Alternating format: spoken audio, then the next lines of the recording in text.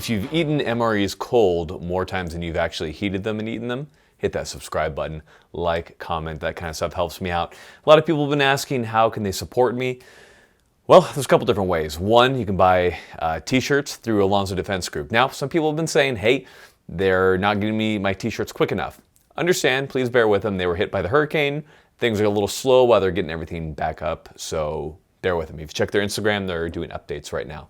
Another thing you can do is if you want ammo and you also want to help me out, Freedom Munitions. So they actually support me right now. I'm sponsored with ammo through them. I give you guys full disclosure and everything. Now, what's cool about them is they're giving me ammo, more testing from me, and also at the same time, they're giving you guys a discount code. They're not really asking for much other than the fact that you buy ammo from them. And they do make good ammo. I've fired about 50,000 rounds, somewhere around there at this point, and a big fan of it personally. Now, as you can see, got a haircut. Every once in a while, you have to look like you're in the military. No big deal. We're going to deal with it. Glocks. What do I need to change on my Glock to make me an amazing shooter?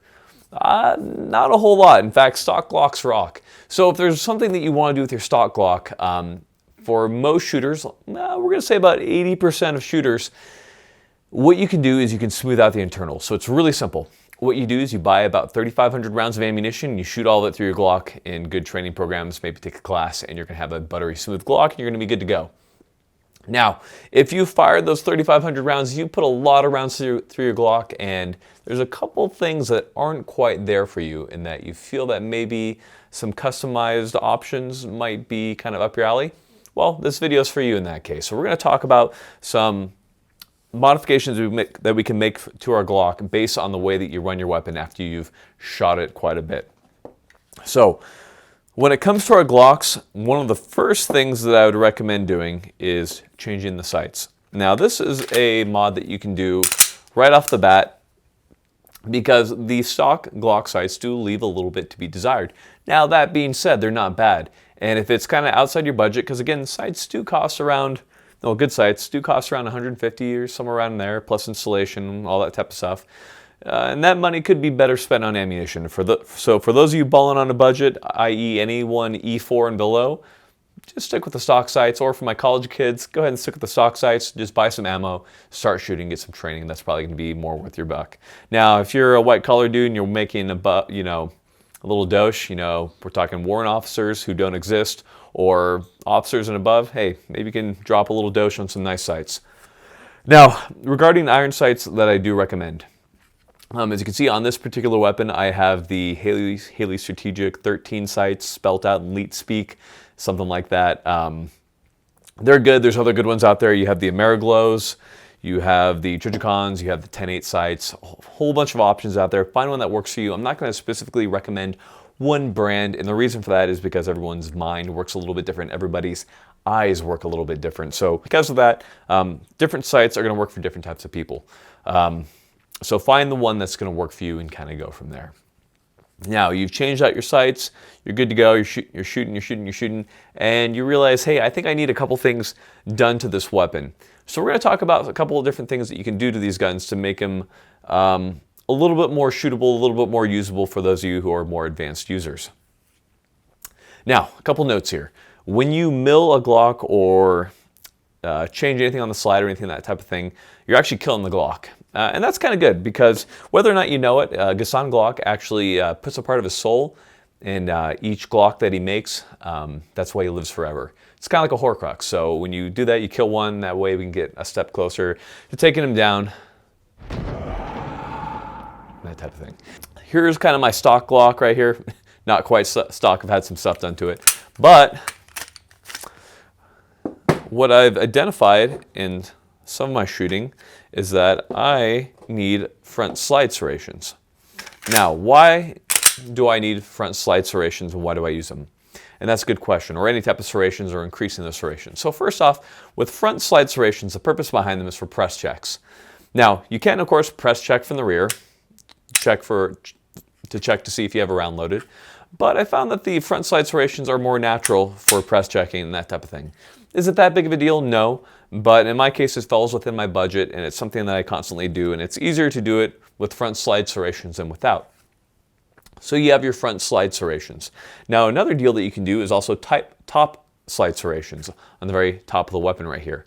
Now the question is, why would you do that? And there's a little bit of kind of confusion among some people regarding why you would do it. And there's some really good sources on why you do it. But anyhow, the point is that it offers you a little bit more purchase and benefit when you have to rack that slide off your clothing. For example, if you have a hand damage or something like that, you have to rack it off the belt. Now, a lot of people end up using the optic or the iron sights themselves in order to rack the weapon. But that is kind of a smaller, in the case of the iron sights, it is a smaller kind of target to try to hit off your belt. So those front slide serrations offer a little bit more purchase onto the top of the pistol. Now, if you do have an optic on the top, that of course is going to make it easier. So those are kind of our frame cut options as far as aiding in manipulation.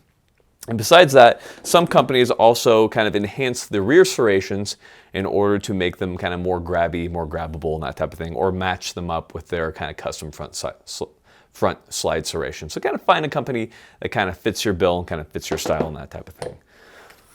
Now, you have those front slide serrations, you're having a good time, you're press checking like a boss, you're firing, press checking, looking cool, and suddenly you realize, hey, I like these iron sights, but I would really like an optic. So when it comes to optics on our Glocks, there's a couple different options that we have here.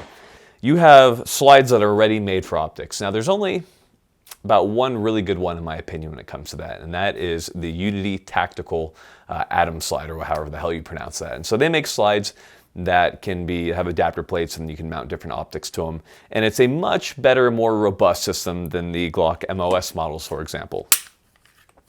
So that is one that I would recommend. Now you can, of course, do the Glock MOS. So right here I have the Glock MOS to mount one of my optics. But it's not the best. So typically, if you want to mount an optic, I'd recommend getting it custom milled. And the reason I'd recommend custom milling for a gun for an optic is that it's going to keep it tighter, help reduce kind of the wear on the optic itself, as well as getting it lower to the gun. The lower that optic is, in general, kind of the easier it is to shoot and kind of line it up with your eyes. Because when an optic is really high, for example, like this Delta Point Pro, I have to really kind of bring that weapon down at kind of a weird angle, and that kind of makes it just a little bit more difficult to shoot. So, in any case, get them milled out to that specific optic. It's best to have the optic on hand, that way they can mill it specifically to that optic. So right here we have a Trident Defense Glock, and they have taken this RMR, and they have milled the pocket out directly to it. So when I unscrew this, like even without the screws in, that RMR is really tight in there. So that is something that you want to see. I'm a big fan of them. They did a really good job with that. So anyhow, we have custom milling for our optics right here.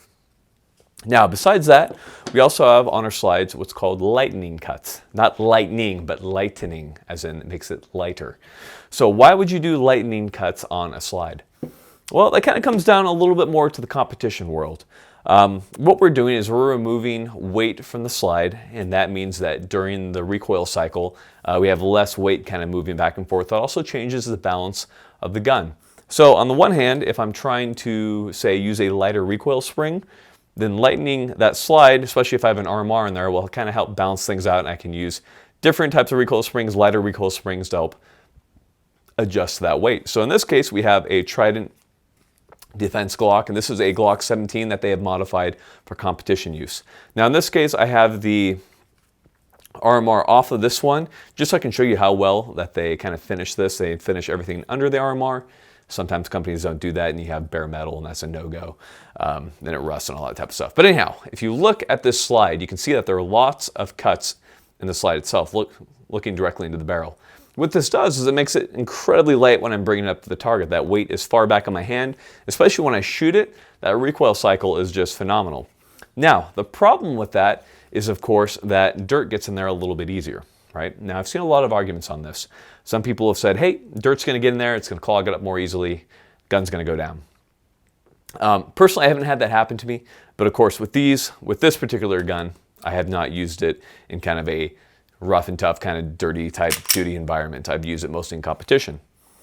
So what you also have is you kind of have a lesser example of this. With a little less slide cuts, you have one just in the top, like on this Trident Defense Glock 19. So in this case, again, you do have that opening at the top of the barrel, but I haven't had any problems with it. But again, it is something to be aware of with your Glock. So it's always give and take with everything. So yes, I can go with a lighter recoil springs. I've removed some ounces and kind of bounced it out with that RMR. But at the same time, you know, there's a greater chance that I could get dirt into there.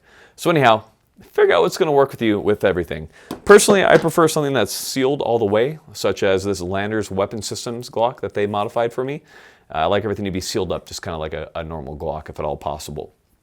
So that's what we have there. Now, another thing to look at is kind of the designs that we have on the slides. Now, these both kind of have specific designs. Kind of with that, we're trying to look cool. Now, are we ever going to look Browning high power, elegant, cool? No, not quite. This gun is beautiful. But we're trying to get close to that with these Glocks. Oh, that's not a Glock. So, I really, really like the look of the Landers Weapon Systems Glock. I think they did a really good job on making it have just a sexy look. Just love it. The slide serrations are perfect for my hands. They're not too rough, anything like that. Like, great. With Trident Defense, it's a little bit more aggressive, and again, I do like it quite a bit. I prefer kind of a little more subtle of a look, but again, this definitely has that nice aggressive appearance. I'm a big fan of it as well. So again, different strokes for different folks, kind of find what works out for you. One thing with the Trident Defense is it has kind of a little more sharper edges. Not like cut you, well, the point is I want my Marines to stay away from it because I'm worried about you guys. I don't want you guys to cut yourselves, so I don't want you hurting yourselves because I'm worried about you guys. Anyhow, we have our slide work.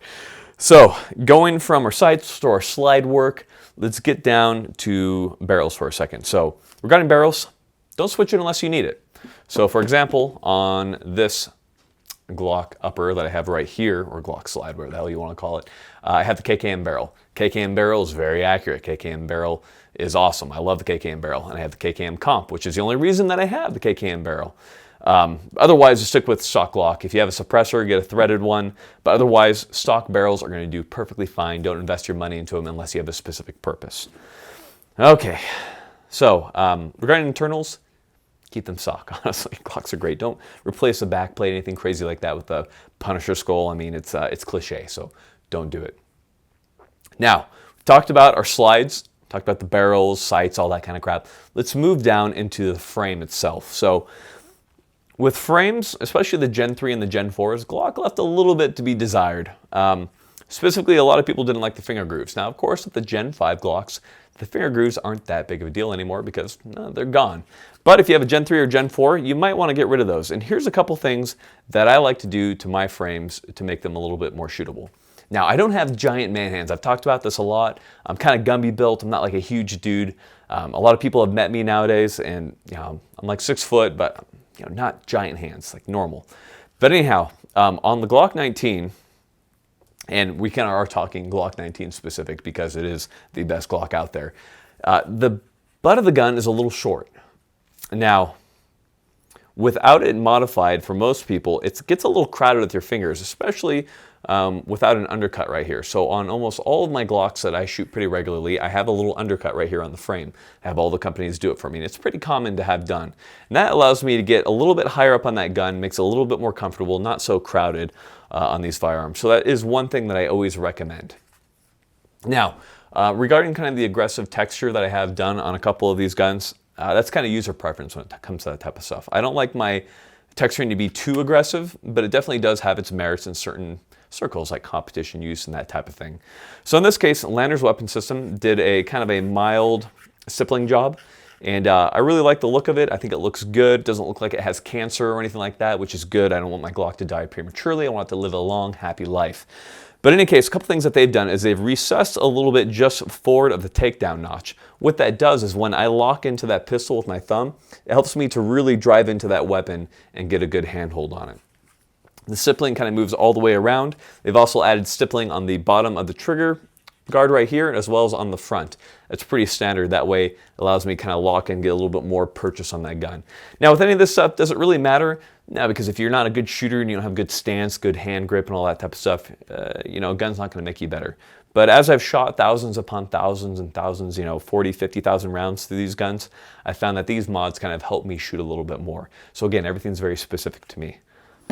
So we've talked about the Landers Weapon Systems Glock. Let's talk a little bit about the Trident Defense. So what they've done is just forward of the takedown notches, they've actually added a little ledge there. So it's really aggressive. So when you get into that, you can really hold that gun down during rapid fire. And as you can see by looking at the butt of the gun, it is a very aggressive texturing. And again, that really allows me to get a good handhold, like even when I'm super sweaty and gross and bloody or whatever's going on as I'm shooting this Glock. I don't know why it'd be bloody, but I can really get a good hold on that gun. Now, the problem with that is if I'm shooting this for like a 2-3 day course, it kind of does begin to wear in my hands a little bit. And if I have gloves on, it begins to tear into those. So again, something to think about. I don't think it's that big of a deal, but just so you guys know kind of what I'm dealing with when working with a more aggressive texture. But at the same time, I can definitely drive into this gun harder and shoot it harder than I can with others. Now with the Trident Defense compared to like the Lander's weapon systems, you can see that also has undercuts right there, has these stippling on the front, that way I can engage into that gun. So they've done a lot of the same things that the Landers has, just kind of in a different style. So again, what it comes down to with a lot of these things is style. Kind of what are you looking for? All right, so we talked a little bit about a couple different frame mods. One of the last things I want to talk about is triggers. So the Glock trigger leaves a lot to be desired. They're definitely not the best in the world. And the best way to get a better Glock trigger is to shoot it a lot. Again, take those 3,500 rounds, shoot them through your Glock, good to go. But if even at that point you're still just having trouble with the trigger, take a class, shoot some more. No, but seriously, there are better triggers out there for the Glock. There's a whole slew of them out there. I'm not going to name all of them. Haley Strategic has some. Trident Defense makes their own, very excellent. Ghost Inc. or whatever it is, Incorporated, they make their own kind of little mods to the triggers as well. More than I can mention. With anything, make sure you do reviews, you look at and see how reliable the triggers are, because as you get a lighter trigger pull with the Glock, sometimes you sacrifice reliability as far as how hard that striker is hitting that primer and kind of ignition of that round. So again, I don't like to mess too much with triggers on Glocks, but if you feel the distinct need to, just make sure you do your research prior to doing it. In my opinion, just spend a lot of time dry firing. If you dry fire a whole bunch, chances are you're just going to get a lot better and not have so much trouble with that trigger. So just shoot your Glock and you're going to be fine. So we've talked a little bit about custom Glocks. A couple notes that I want to add here at the end. There's a lot of good companies out there. I don't want to leave anybody out. So another really good company that you should take a look at is Jagger Works, Jagger Works, however you want to say it. I'm not sure how to pronounce their company's name, but they rock. They make some really good stuff and they do some great work.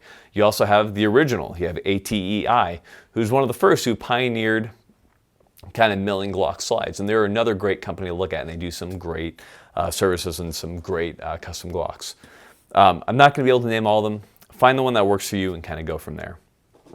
Now, I know I'm going to get asked about it, and that's going to be the Roland Special. And I do want to do a video specific to the Roland Special, so I don't want to say too much on it right now.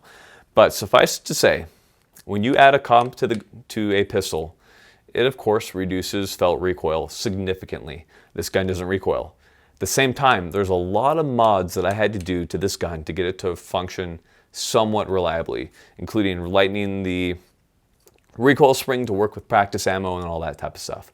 We'll talk about that more, but overall, I think I shoot my kind of more stock Glocks more than I do my comped ones, but let it be said that they definitely do have a very negligible amount of recoil. So this video has gone on way too far at this point. I'm sure you guys are tired of me talking. So as with everything, guys, find something that looks cool. And what doesn't look cool is not being able to shoot well. So just shoot your Glock a lot, and that's honestly kind of gonna probably be best for you. If beyond that shooting, you need some more things done to your Glocks to make them work for you, check out a couple of those companies I've mentioned. We have Lander's Weapon Systems, Trident Defense, ATEI, Jagger Works. Check them out, guys. As always, thank you for watching, and look cool and destroy all those Horcruxes from Garand Glock.